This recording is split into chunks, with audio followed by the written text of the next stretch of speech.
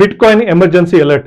ರಾಜ್ಯದಲ್ಲಿ code card hardware wallet ಅನ್ನ ಯಾರೆಲ್ಲ ಪ್ರೈಮರಿ ಸೋರ್ಸ್ ಆಫ್ ಬಿಟ್ಕಾಯಿನ್ ಕಸ್ಟಡಿಗೆ ಬಳಕೆ ಮಾಡ್ತಾ ಇದ್ದೀರಾ, ನಿಮ್ಮ ಎಲ್ಲಾ ಫಂಡ್ಸ್ ಗಳು ಕೂಡ ರಿಸ್ಕ್ ಅಲ್ಲಿ ಇದೆ. ಐದರ್ ನಿಮ್ಮ ಫಂಡ್ಸ್ ಈಗ ಆಲ್ರೆಡಿ ಬೇರೆಯವ್ರು ಕದ್ದಿರಬಹುದು ಅಥವಾ ನಿಮ್ಮ ಫಂಡ್ಸ್ ರಿಸ್ಕ್ ಅಲ್ಲಿ ಇದೆ. ಇಮಿಡಿಯೇಟ್ಲಿ ನೀವು ನಿಮ್ಮ ಫಂಡ್ಸ್ ಅನ್ನ ಪ್ರೊಟೆಕ್ಷನ್ ಮಾಡ್ಕೊಬೇಕಾದಂತಹ ಸಮಯ ಬಂದಿದೆ. ಸೊ ಈ ಒಂದು ವಿಡಿಯೋನ ನೋಡ್ತಾ ಇರ್ತಕ್ಕಂತ ರಾಜ್ಯದಲ್ಲಿ ಯಾರೆಲ್ಲ ಬಿಟ್ಕಾಯಿನರ್ಸ್ ಇದ್ದೀರಾ, ಈ ಒಂದು ವಿಡಿಯೋನ ಶೇರ್ ಮಾಡಿ. ನಿಮ್ಮ ಯಾರೆಲ್ಲ ಬಿಟ್ಕಾಯಿನರ್ ಫ್ರೆಂಡ್ಸ್ ಇದ್ರೆ ಅವ್ರಿಗೂ ಕೂಡ ಶೇರ್ ಮಾಡಿ. ರಾಜ್ಯದಲ್ಲಿ ಒಂದಿಷ್ಟು ಜನ ಅದು ಕೋಲ್ಡ್ ಕಾರ್ಡ್ ಹಾರ್ಡ್ವೇರ್ ವ್ಯಾಲೆಟ್ ಅನ್ನ ತಾವು ಕಷ್ಟಪಟ್ಟು ದುಡ್ಡಿರ್ತಕ್ಕಂಥ ಬಿಟ್ಕಾಯಿನ್ ಅನ್ನ ಸ್ಟೋರ್ ಮಾಡಕ್ಕೆ ಬಳಕೆ ಮಾಡ್ತಾನೆ ಇರ್ತಾರೆ.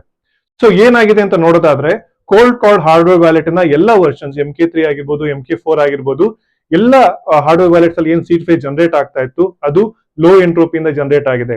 ಸ್ಪೆಸಿಫಿಕಲಿ ಹೇಳಬೇಕು ಅಂತಂದ್ರೆ, ಅವರು ಸೀಡ್ ಜನರೇಷನ್ ನ ಕೋಡ್ ಅನ್ನ ಬರಿಬೇಕಾದ್ರೆ 5 ವರ್ಷದ ಹಿಂದೆ ಹಾರ್ಡ್ವೇರ್ TRNG ಇಂದ ತಗೊಳ್ಬೇಕಾಗಿರ್ತಕ್ಕಂಥ ರ್ಯಾಂಡಮ್ನೆಸ್ ಅದು ಪ್ರೆಡಿಕ್ಟಬಲ್ ಸಾಫ್ಟ್ವೇರ್ RNG ಇಂದ ತಗೊಂಡಿದೆ. ಹಾಗಾಗಿ ಲೋ ರ್ಯಾಂಡಮ್ನೆಸ್ ಇಂದ ಎಲ್ಲಾ ಸೀಡ್ ಫೇಸ್ ಕೂಡ ಜನರೇಟ್ ಆಗಿದೆ. ಇದು ಮೂಲ ಕಾರಣ. ಸೊಲ್ಯೂಷನ್ ಏನಂತಂದ್ರೆ, ಕೋಲ್ಡ್ ಕಾರ್ಡ್ ಹಾರ್ಡ್ವೇರ್ ವ್ಯಾಲೆಟ್ ಇಂದ ಅಫೆಕ್ಟ್ ಆಗಿರ್ತಕ್ಕಂಥ ಎಲ್ಲರೂ ಕೂಡ ನಿಮ್ಮ ಫಂಡ್ಸ್ ಅನ್ನ ಬೇರೊಂದು ಹಾರ್ಡ್ವೇರ್ ವ್ಯಾಲೆಟ್ಗೆ ಅಥವಾ ಸಾಫ್ಟ್ವೇರ್ ವ್ಯಾಲೆಟ್ಗೆ ಈ ಕೂಡಲೇ ಫಂಡ್ಸ್ ಅನ್ನ ಇಮಿಡಿಯೇಟ್ ಆಗಿ ಮೂವ್ ಮಾಡಲೇಬೇಕು. ಸೊ ಇದಕ್ಕೆ ಹಲವಾರು ಆಪ್ಷನ್ಸ್ ಇದೆ. ನಿಮ್ಮ ಹತ್ರ ಏನಾದ್ರು ಬೇರೊಂದು ಹಾರ್ಡ್ವೇರ್ ವ್ಯಾಲೆಟ್ ಅಲ್ಲಿ ಇದ್ರೆ ಆ ಒಂದು ಹಾರ್ಡ್ವೇರ್ ವ್ಯಾಲೆಟ್ ಅಲ್ಲಿ ಸೀಡ್ ನ ಫೇಸ್ ನ ಜನರೇಟ್ ಮಾಡಿಕೊಂಡು ಅಲ್ಲಿರ್ತಕ್ಕಂಥ ಬಿಟ್ಕಾಯಿನ್ ಅಡ್ರೆಸ್ಗೆ ನಿಮ್ಮ ಫಂಡ್ಸ್ ಅನ್ನ ಮೂವ್ ಮಾಡ್ಕೊಳ್ಬೇಕು. ರಿಮೆಂಬರ್, ಹೊಸದಾಗಿ ಸೀಡ್ ಫೇಸ್ ಅನ್ನ ಜನರೇಟ್ ಮಾಡ್ಕೊಳ್ಬೇಕು. ಯಾಕಂತಂದ್ರೆ ನಿಮ್ಮ ಸೀಡ್ ಫೇಸ್ ಗಳೇ ಕಾಂಪ್ರಮೈಸ್ ಆಗಿದೆ. ಹಾಗಾಗಿ ಈ ಒಂದು ಸೀಡ್ ಫೇಸ್ ನ ತಗೊಂಡು ಬೇರೊಂದು ಹಾರ್ಡ್ವೇರ್ ವ್ಯಾಲೆಟ್ ಗೆ ಇಂಪೋರ್ಟ್ ಮಾಡ್ಕೊಂಡ್ರೆ ಅದರಿಂದ ಏನು ಪ್ರಯೋಜನ ಇಲ್ಲ. ಇದು ಒಂದು.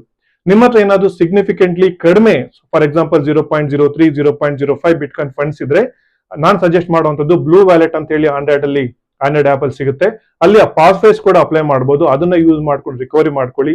ನಿಮ್ಮ ಹತ್ರ ಏನಾದ್ರು 10 ಲಕ್ಷ 15 ಲಕ್ಷ 20 ಲಕ್ಷಕ್ಕಿಂತ ಕೂಡ ಜಾಸ್ತಿ ಬಿಟ್ಕಾಯಿನ್ ಫಂಡ್ಸ್ ಇದ್ರೆ ಇಮಿಡಿಯೇಟ್ಲಿ ಮೂವ್ ಮಾಡಬೇಕು ಅಂತಂದ್ರೆ ಆಕ್ವಾ ವ್ಯಾಲೆಟ್ ಅನ್ನ ಯೂಸ್ ಮಾಡ್ಕೊಳ್ಳಿ. ಅಥವಾ ಯಾವ್ದೋ ಒಂದು ಹಾರ್ಡ್ವೇರ್ ವ್ಯಾಲೆಟ್ ಇದ್ರೆ ಅದನ್ನ ಈ ಕೂಡಲೇ ಮೂವ್ ಮಾಡ್ಕೊಬೇಕು. ಅಥವಾ ಯಾವ್ದೋ ಒಂದು centralised exchange, for example YONO coin ಏನಿದೆಯಲ್ಲ, ಅಲ್ಲಿ ಒಂದು ಟೆಸ್ಟ್ ಟ್ರಾನ್ಸಾಕ್ಷನ್ ಮಾಡಿ ನಿಮ್ಮ ಫಂಡ್ಸ್ ಅನ್ನ ಅಲ್ಲಿಗೆ ಕಳಿಸಿ. ಅಲ್ಲಿ ಏನಾದ್ರು ರಿಫ್ಲೆಕ್ಟ್ ಆದ್ರೆ ಮಿಕ್ಕಿದ ಎಲ್ಲ ಫಂಡ್ಸ್ ಗಳು ಕೂಡ ತಾತ್ಕಾಲಿಕವಾಗಿ ಸೆಂಟ್ರಲೈಸ್ಡ್ ಎಕ್ಸ್ಚೇಂಜ್ ಗೆ ಮೂವ್ ಮಾಡಿ. ನಂತರ ಅದನ್ನ ನೀವು ನಿಮ್ದೇ ಆದಂತ ಒಂದು ಹಾರ್ಡ್ವೇರ್ ವ್ಯಾಲೆಟ್ ಅಥವಾ ಸಾಫ್ಟ್ವೇರ್ ವ್ಯಾಲೆಟ್ ಅನ್ನು ಸೆಟಪ್ ಮಾಡಿಕೊಂಡು ವಿಡ್ರಾವಲ್ ಮಾಡ್ಕೊಬಹುದು. ಸೊ ಒಟ್ಟಾರೆಯಾಗಿ ಬಿಟ್ಕಾಯಿನ್ ನ ಹಿಸ್ಟ್ರಿಲಿ ಒಂದು ಪ್ರಖ್ಯಾತ ಹಾರ್ಡ್ವೇರ್ ವ್ಯಾಲೆಟ್ ಈ ರೀತಿ ವಲ್ನರಬಿಲಿಟಿಗೆ ತುತ್ತಾಗಿರ್ತಕ್ಕಂಥದ್ದು ಇದೇ ಮೊದಲು. 1000ಕ್ಕೂ ಹೆಚ್ಚು ಬಿಟ್ಕಾಯಿನ್ ಜನ ಕಳ್ಕೊಂಡಿದ್ದಾರೆ. ಹಾಗಾಗಿ ರಾಜ್ಯದಲ್ಲಿ ಯಾರೆಲ್ಲ ಕೋಲ್ಡ್ ಕಾರ್ಡ್ ಹಾರ್ಡ್ವೇರ್ ವ್ಯಾಲೆಟ್ ಅನ್ನು ಬಳಕೆ ಮಾಡ್ತಾ ಇದ್ದಾರೆ, ಅದ್ ಮಾತ್ರ ಅಲ್ಲ, ಯಾರೆಲ್ಲ ಟ್ರಸ್ಟ್ ವ್ಯಾಲೆಟ್ ಮತ್ತೆ ಇನ್ನಿತರ ಕಾಂಪ್ರಮೈಸ್ ಹಾರ್ಡ್ವೇರ್ ವ್ಯಾಲೆಟ್ ಅನ್ನು ಬಳಕೆ ಮಾಡ್ತಾ ಇದ್ದಾರೆ, ಎಲ್ಲರೂ ಕೂಡ ಇದನ್ನ ಅರ್ಥ ಮಾಡ್ಕೊಬೇಕಾಗುತ್ತೆ. ನಾನು ಇಲ್ಲಿ ನಂಬರ್ ಅನ್ನ ಡಿಸ್ಪ್ಲೇ ಮಾಡಿರ್ತೀನಿ. ಈ ಒಂದು ನಂಬರ್ಗೆ ವಾಟ್ಸ್ಆಪ್ ಮೆಸೇಜ್ ಮಾಡಿ. ಆಲ್ ಅಫೆಕ್ಟೆಡ್ ಯೂಸರ್ಸ್ ಯಾರಾದ್ರೂ ಇದ್ರೆ ಈ ಒಂದು ವಾಟ್ಸ್ಆಪ್ಗೆ ಮೆಸೇಜ್ ಮಾಡಿ. ನಾನು ನಿಮಗೆ ಟೆಕ್ನಿಕಲ್ ಡೀಟೇಲ್ಸ್ ಅಲ್ಲಿ ಸಪೋರ್ಟ್ ಮಾಡ್ತೀನಿ. Thank you.